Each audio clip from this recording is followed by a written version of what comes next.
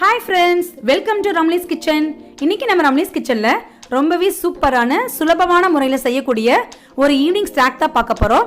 இந்த ஸ்நாக் செய்யறதுக்கு 5 ல இருந்து 10 நிமிஷம் தான் ஆகும். காஃபி போற டைம்க்குள்ள இந்த ஸ்நாக் செஞ்சு முடிச்சிடலாம். வீட்ல இருக்கிற இட்லி மாவு வச்சு தான் இந்த ஸ்நாக் செய்ய போறோம்.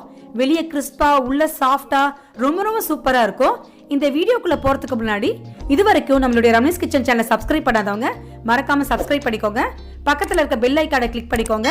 அப்படியே ஆளுங்கிற ஆப்ஷனையும் சேர்த்து கிளிக் பண்ணிக்கோங்க. வாங்க இந்த ஸ்நாக் எப்படி செய்யறதுன்னு பார்க்கலாம். ஒரு மிக்சிங் பவுல்ல ஒவ்வொரு பொருளா சேர்த்துக்கலாம். புளிக்காத இட்லி மாவு 1 கப், பொடியா நறுக்கின பெரிய வெங்காயம் 1, 3 ஸ்பூன் கோதுமை மாவு, 2 ஸ்பூன் சோள மாவு, பொடியா நறுக்கின பச்சை மிளகாய் 3, கருவேப்பிலை சிறிதளவு, கொத்தமல்லி சிறிதளவு, பேக்கிங் சோடா 1/4 டீஸ்பூன், உப்பு தேவையான அளவு.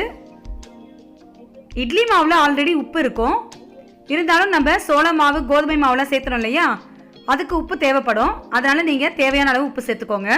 இதை நல்லா மிக்ஸ் பண்ணிக்கலாம். எண்ணெயில பொரிக்கிற பதத்துக்கு இதை நம்ம ரெடி பண்ணிக்கணும். கொஞ்சம் லிக்விடா இருந்துச்சுன்னா நீங்க கோதுமை மாவு சேர்த்துக்கலாம். கோதுமை மாவு பிடிக்காதவங்க அரிசி மாவு கூட 2 ஸ்பூன் சேர்த்துக்கலாம். இந்த பதத்துக்கு கொண்டு வந்துருங்க.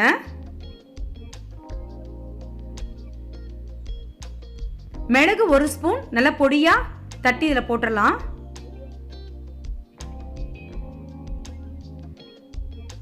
அவ்வளோதான், பொரிக்கிறதுக்கு நம்ம மாவு ரெடி ஆயிடுச்சு. ஒரு கடாயில் எண்ணெய் நல்லா சூடு பண்ணிக்கோங்க. அதில் நம்ம மாவை கையிலையும் எடுத்து இந்த மாதிரி ஒவ்வொன்றா போட்டுருங்க. ஒன்றோட ஒன்றும் ஒட்டக்கூடாது. ஏன்னா இது இட்லி மாவுனால ஒன்றோட ஒன்று சீக்கிரம் ஒட்டிடும். அதனால் தனித்தனியாக போட்டுக்கோங்க. இங்கே பாருங்க, நம்மளுடைய மாவு பிரிஞ்சே வரல, பதம் சரியா இருக்கு. இது ரொம்ப ஃபுல் ஃப்ளேமில் வைக்கணும்னு அவசியம் இல்லை. அதே மாதிரி சிம்லேயும் வைக்கக்கூடாது, மீடியமான ஃப்ளேமில் வச்சுக்கோங்க. அப்போ தான் நமக்கு உள்ளேயும் வேகும். இட்லி மாவு சீக்கிரம் வெந்துடும். ஆனால் நம்ம கோதுமை மாவு சோள மாவெல்லாம் சேர்த்துருக்கோம் இல்லையா, அதெல்லாம் வேகிறதுக்கு கொஞ்சம் டைம் எடுக்கும். ஸோ 2-3 மினிட்ஸ் இது திருப்பி போட்டு வேக வச்சுக்கலாம். கோதுமை மாவு வந்து நம்ம திக்கான கன்சிஸ்டன்சி வரத்துக்காக சேர்த்துக்கிறோம். ஆனால் சோள மாவு வந்து கிறிஸ்பினஸ்க்காக சேர்த்துக்கிறோம்.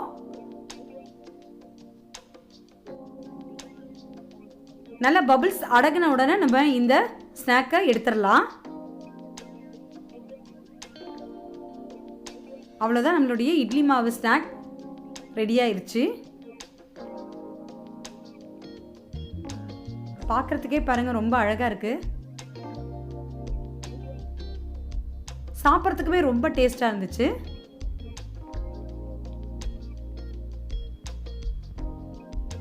நம்மளுடைய ஸ்நாக் சூப்பரா ரெடி ஆயிருச்சு.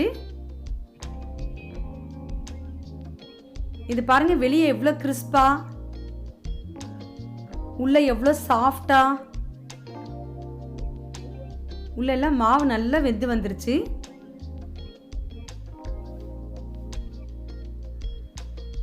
ரொம்ப சூப்பரா இருக்கு.